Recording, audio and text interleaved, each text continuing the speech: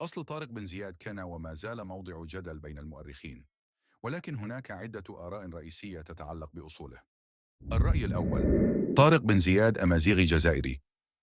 تشير مصادر تاريخية مثل ابن عذار المراكشي في كتابه البيان المغرب في أخبار ملوك الأندلس والمغرب إلى أن طارق بن زياد ينتمي إلى قبيلة نفزاوة الأمازيغية، وهي قبيلة كانت تعيش في منطقة جبل أوراس شمال شرق الجزائر. وصف طارق بأنه طويل القامة، ضخم البنية، أشقر اللون، وهي صفات تنسب في الغالب إلى سكان تلك المنطقة.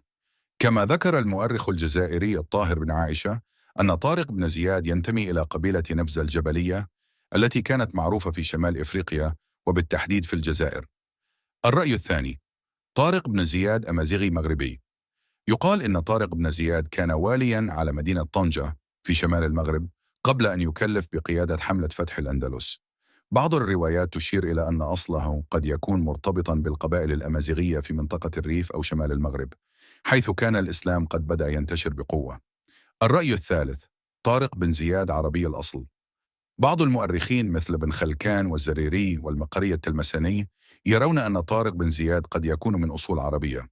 موسوعة كامبريدج الإسلامية تميل إلى هذا الرأي أيضا، مشيرة إلى احتمال أن والده زياد كان عربيا.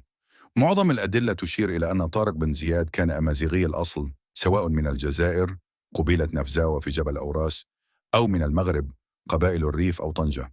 ومع ذلك يظل الجدل قائما بين المؤرخين بسبب قلة المصادر الدقيقة عن أصوله. الأهم هو أنه كان قائدا مسلما عظيما جمع بين العرب والبربر تحت راية الإسلام، وأصبح رمزا لوحدة الشعوب الإسلامية.